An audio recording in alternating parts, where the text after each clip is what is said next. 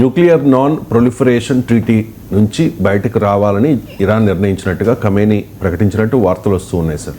ఏంటి sir NPT అంటే ఏంటి? ఎన్పిటి నుంచి ఇరాన్ బయటకు వస్తే జరగబోయే పరిణామం అంటే ఖమేనీ ప్రకటించడమే కాదు, పార్లమెంట్లో చట్టం కూడా చేస్తామని ఇరాన్ ప్రకటించింది ఆల్రెడీ. ఇది ప్రకటనే కాదు, పార్లమెంట్లో యాక్ట్ చేసి న్యూక్లియర్ నాన్ ప్రొలిఫరేషన్ ట్రీటీ, అణ్వస్త్ర నిరోధక ఒప్పందము అంటారు. ఈ ఒప్పందం 1970s వచ్చింది. ఈ ఒప్పంద లక్ష్యాలు రెండు. ఒకటి, ప్రమాదకరమైన అణ్వస్త్ర వ్యాప్తిని నిరోధించడం, అంటే non proliferation of nuclear weapons. అంటే ప్రొలిఫరేషన్ అంటే వ్యాప్తి, అణ్వస్త్ర వ్యాప్తిని నిరోధించడం. ఇది మొదటిది. అంటే కొత్త అణ్వస్త్రాలు ఇక ముందు తయారు కాకుండా ఆపడం. రెండవది ఏంటంటే promote peaceful uses of nuclear science, అంటే అణువిజ్ఞాన శాంతియుత ప్రయోజనాలకు ఉపయోగించడం. ఈ రెండు లక్ష్యాలతో అయితే ప్రపంచంలో ఇండియా, పాకిస్తాన్, ఇజ్రాయెల్ సంతకాలు చేయలే. ఇరాన్ ఎన్పిటిలో మెంబర్. ఇప్పుడు మన దేశమే సంతకం చేయలే ఎన్పిటి పైన. సో మనం ఇప్పుడు ఇరాన్ ఎన్పిటి నుంచి వెళ్ళిపోతున్నామని ఖండిస్తే అసలు మన దేశం ఎందుకు సంతకం చేయలే?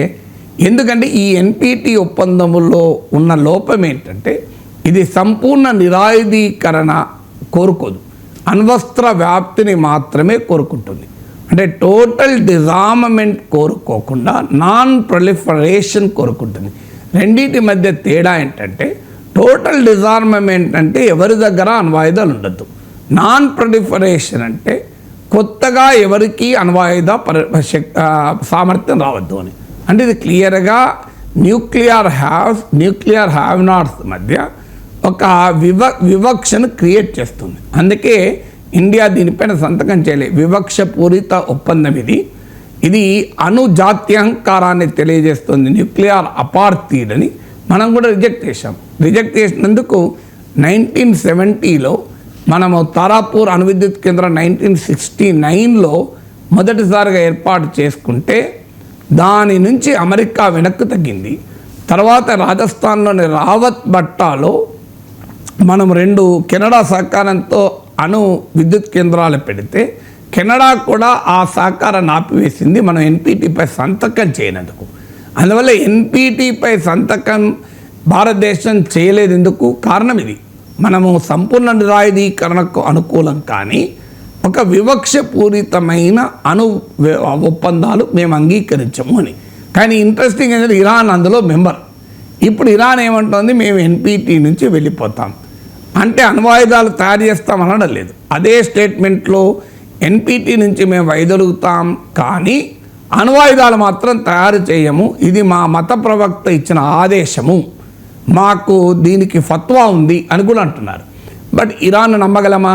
Very difficult. సో ఇరాన్ నమ్మదగినటువంటి ప్రభుత్వము కాదు, ఇరాన్ నమ్మలేము. కానీ అందువల్ల సొల్యూషన్ ఏంటి? నేను సొల్యూషను ఇప్పటి వరకు ఎన్పిటిలో ఇరాన్ ఉంది. ఎన్పిటిలో ఉంటే అడ్వాంటేజ్ ఏంటంటే ఇంటర్నేషనల్ ఆటమిక్ ఎనర్జీ ఏజెన్సీ పర్యవేక్షణ ఉంటుంది. ఐఏఈఏ పర్యవేక్షణలో ఇరాన్ న్యూక్లియర్ ఫెసిలిటీస్ అన్నీ ఉంటాయి. ఐఏఈఏ ఇన్స్పెక్షన్లు చేస్తుంటారు, ఐఏఈఏ నిపుణులకు యాక్సెస్ ఉంటుంది. అంటే ఎందుకు? దానివల్ల ఆ దేశము అణ్వస్త్రాలు తయారీ వైపుగా వెళ్లకుండా నిరోధించవచ్చు. సో ఇప్పుడు ఒక్కసారి ఎన్పిటి నుంచి వెళ్ళిపోతే ఆ అవకాశం కూడా వెళ్ళిపోతుంది. అంటే అర్థం ఏంటి? ఇంత మీకు అంటే ఒకవైపు ఏమో ట్రంప్ ఇరాన్తో అణు చర్చలు 5 రౌండ్లు జరుపుతున్న సమయంలో అమెరికా ఈ ఇజ్రాయెల్ దాడుల వల్ల ఇరాన్ను న్యూక్లియర్ ప్రోగ్రామ్ను నియంత్రించాలి, కంటైన్డ్ న్యూక్లియర్ ప్రోగ్రామ్ అనే వైఖరికి కాస్త దెబ్బతిని ఇరాన్ను మరింతగా అణ్వాయుధాల వ్యాప్తిగా ఇజ్రాయెల్, అమెరికాలు నెట్టివేస్తున్నాయి. జరగబోయే ప్రమాదం అదే. మీరు ప్రపంచంలో మాకు మాత్రమే అణ్వాయుధాలు ఉండాలి, ఇంకెవరికి అణ్వాయుధాలు ఉండకూడదు. మా మిత్ర దేశాలైన పాకిస్తాన్కు ఎంతటి ప్రమాదకరమా అణ్వాయుధాలు ఉన్నా మంచిదే, మాకు అభ్యంతరం లేదు. ఇజ్రాయెల్ దగ్గర అణ్వాయుధాలు ఉంటే మాకు అభ్యంతరం లేదు. మరి ఇరాన్ దగ్గర అణ్వాయుధాలు ఉంటే ప్రమాదకరం అనేది అమెరికా వాదన. పాకిస్తాన్ దగ్గర అణ్వాయుధాలు ఉంటే ప్రమాదకరం ఎందుకంటే లేరు. ఇరాన్ ఎంత ప్రమాదకరమో అంతకన్నా 100 రెట్లు ఎక్కువ ప్రమాదకరం పాకిస్తాన్. మీకు ఇరాన్లో దొరకలేదు ఒసామా బిన్ లాడెన్, పాకిస్తాన్లో దొరికాడు. సో అందువల్ల లష్కర్ ఇ తోబా ఇరాన్లో లేదు, పాకిస్తాన్లో ఉంది. జైష్-ఈ-మహమ్మద్ ఇరాన్లో లేదు, పాకిస్తాన్లో ఉంది. ప్రపంచంలో తహబూర్ రాణా కావచ్చు, డేవిడ్ హెడ్లీ కావచ్చు, ఎవడు ఎక్కడ తీవ్రవాద ఘటనలు చేసినా ఆ చిరునామా పాకిస్తాన్లో దొరుకుతుంది, ఇరాన్లో దొరకదు. కానీ పాకిస్తాన్ అణ్వాయుధాలు ఉన్నాయి మా దగ్గర, మేము భారత్ పైన గురి పెట్టామని బహిరంగంగా చెప్తున్నా, పాకిస్తాన్ పైన ఎలాంటి ఆంక్షలు లేని, విమర్శలు లేని పరిస్థితులు ఇరాన్ పైన అమెరికా చేసే విమర్శలకు ఏం క్రెడిబిలిటీ ఉంటుంది? సో అందువల్ల ఇరాన్ ఎన్పిటి నుంచి వెళ్ళడాన్ని ఎలా వ్యతిరేకించగలరు? మరి మీరేం చేస్తున్నారు?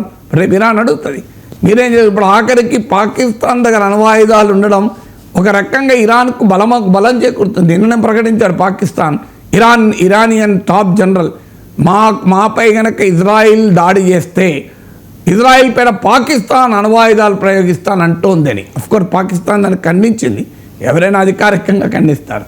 అందువల్ల ఇరాన్ ఎన్పిటి నుంచి వెళ్ళటానికి, ఇరాన్ న్యూక్లియర్ టాక్స్ నుంచి వెళ్ళిపోవటానికి, ఇరాన్ న్యూక్లియర్ సమస్యకు ఒక డిప్లొమాటిక్ సొల్యూషన్ లేకుండా చేసి ఇరాన్ను ప్రమాదకరమైన అణుబాంబుల తయారీ వైపుగా నెడుతున్నది ఇజ్రాయిల్ దాడులు. ఇది మరొక ఇండికేషన్ కదా ఎన్పిటి నుంచి బయలుదేరడం.